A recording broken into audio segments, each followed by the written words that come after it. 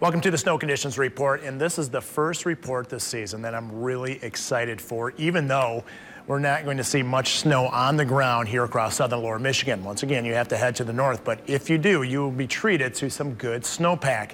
Now you can see why, well, I haven't been excited. This year is pretty much shaping up completely opposite than what we had last year. Last year we had a front-loaded winter where most of the snow occurred in the first half of the winter. This year I think it's going to be completely opposite. You can see that snowfall deficit, or the difference between year to year, is quite remarkable. Right now we had 18.7 inches in Grand Rapids. Last year we had 39 inches, and look at Muskegon. They haven't even reached 20 inches yet, and last year at this time they had over 63 inches of snow. And so far this year, to date, to January 10th, we're running about 17 inches below average in terms of snow in Grand Rapids, over 23 inches in Muskegon.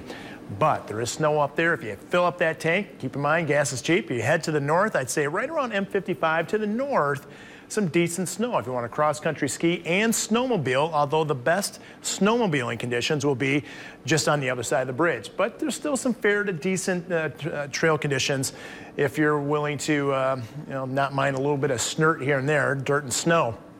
Okay, here's what we're looking at in terms of depth across the state. Again, just not enough to work with here across central, southern, lower Michigan, Trace Mounts, Grand Rapids.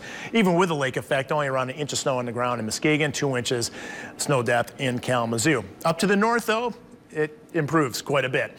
Grayling area, 5 inches, 7 in Gaylord. Not much in Traverse City, although Cadillac reporting around 5 inches. Once you get east of Traverse City, though, Kalkaska, Mansalona, East Jordan, coming in right around a half a foot of snow. But once you get on the other side of the bridge, look at this. Sault Ste. Marie received a record amount of snow early in the week, and it was a heavy, wet snow at that. So great for the trails.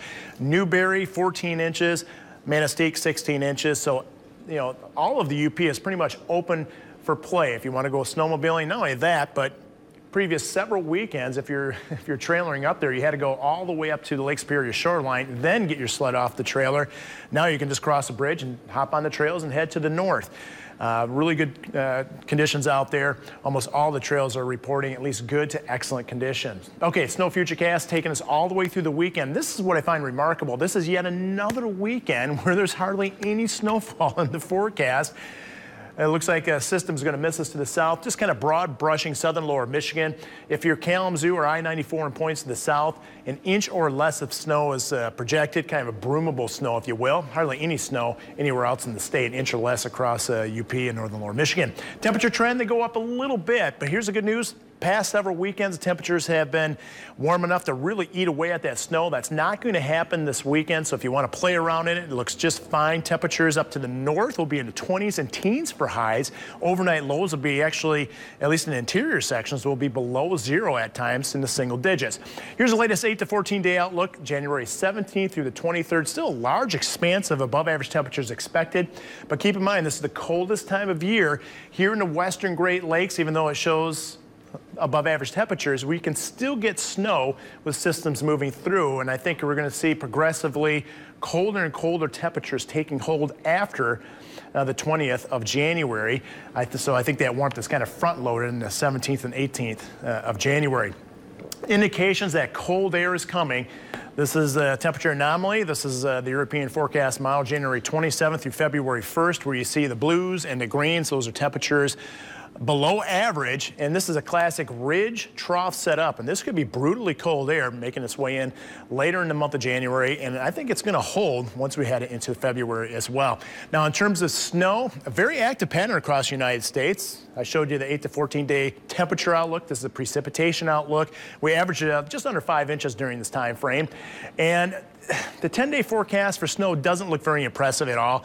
That's a GFS model, and the European model looks very similar as well. Not much snow in the next 10 days, but after that, once that Arctic air does arrive, here's the 1 month forecast. We can get to it, and you can see how that snow really starts to ignite. The lake effect starts to ignite across the Great Lakes, and as long as we start pushing that snow line further and further south, once the cold air moves in, it's much easier to hit and hold and stay across the Great Lakes. So even though there's been a slow start to winter, I think it's going to turn around. So for you snow lovers, great news for this weekend and great news for up ahead. So enjoy this weekend and be safe and have fun in the snow.